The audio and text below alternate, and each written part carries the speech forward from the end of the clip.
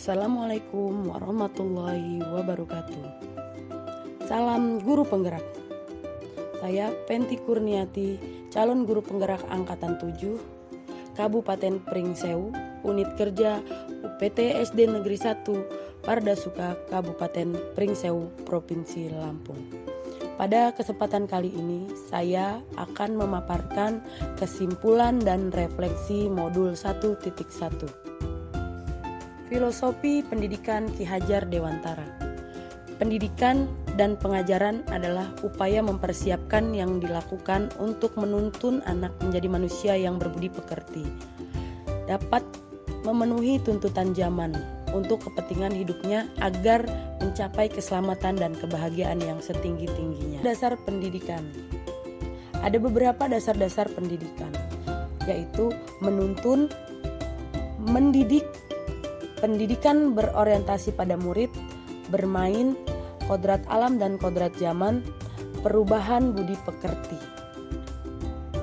Ada beberapa pertanyaan di dalam kesimpulan dan refleksi kali ini. Yang pertama, apakah saya percaya tentang murid dan pembelajaran di kelas sebelum saya mempelajari modul 1.1 ini? 1. Fokus pembelajaran hanya pada pencapaian materi dan KKM. Yang kedua, pembelajaran berpusat pada guru atau teacher center learning. Yang ketiga, ketenangan pembelajaran menjadi patokan dalam prosesnya. Yang keempat, murid harus selalu mematuhi materi yang diberikan oleh guru. Yang kelima, menyamakan kemampuan anak dalam memberikan dan menargetkan capaian pembelajaran. Yang keenam, minat bakat anak hanya disalurkan saat ekstrakurikuler. Yang ketujuh, motivasi belajar siswa sangat rendah. Pertanyaan yang kedua yaitu, apa yang berubah dari pemikiran atau perilaku Anda setelah mempelajari modul ini? Yang pertama, merubah mindset.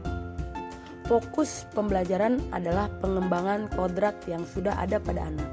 Pembelajaran berpusat pada anak, student center learning, menghargai keaktifan anak, memahami bahwa setiap anak memiliki karakter masing-masing. Kemudian yang kedua adalah merubah perilaku, melakukan asesmen karakter anak dengan lebih teliti, mengubah proses pembelajaran lebih menarik dan menyenangkan, memberikan contoh yang baik dalam kehidupan sehari-hari, menjadi pendengar yang baik saat anak mengutarakan masalah yang dihadapi. Kemudian mengembangkan minat dan bakat anak sesuai. Pertanyaan yang ketiga, apa yang dapat segera Anda terapkan lebih baik agar kelas Anda mencerminkan pemikiran Ki Hajar Dewantara?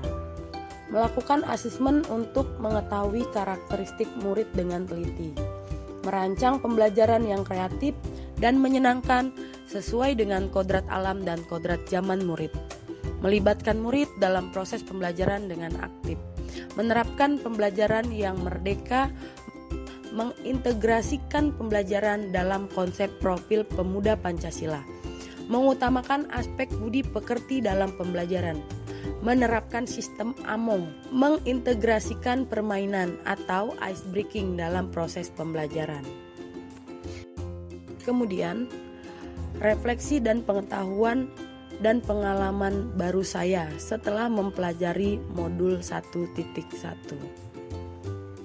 Setelah saya mempelajari modul 1.1, saya menyadari bahwa selama ini saya sebagai seorang guru banyak hal yang sudah saya lewatkan dan kurang tepat saya terapkan.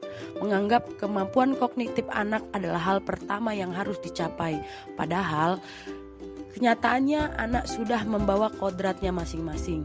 Sebagai seorang guru, tidak seharusnya saya memaksa anak dengan target yang saya tetapkan. Anak memiliki keistimewaannya masing-masing, dan keistimewaan itu yang harusnya saya kembangkan. Harusnya saya dapat menempatkan diri sebagai penuntun yang baik, bukan sebagai justice untuk murid. Murid yang memiliki hak untuk tumbuh dengan senatural mungkin.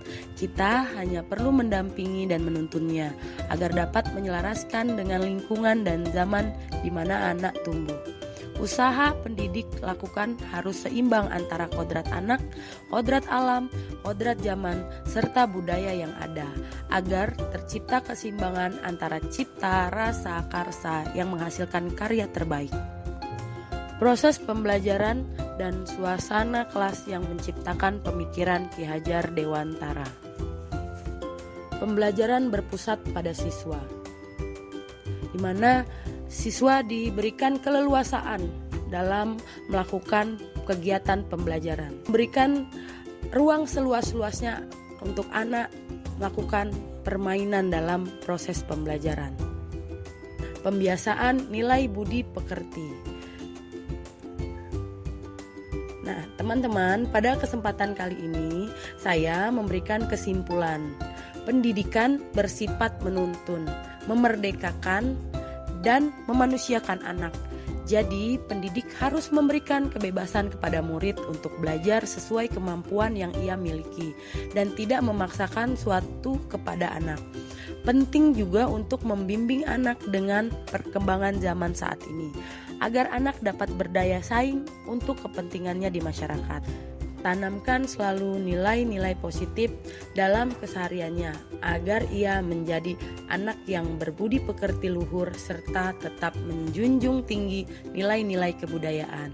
Jika usaha pendidikan ini berjalan selaras, maka diharapkan anak dapat mencapai keselamatan dan kebahagiaan setinggi-tingginya.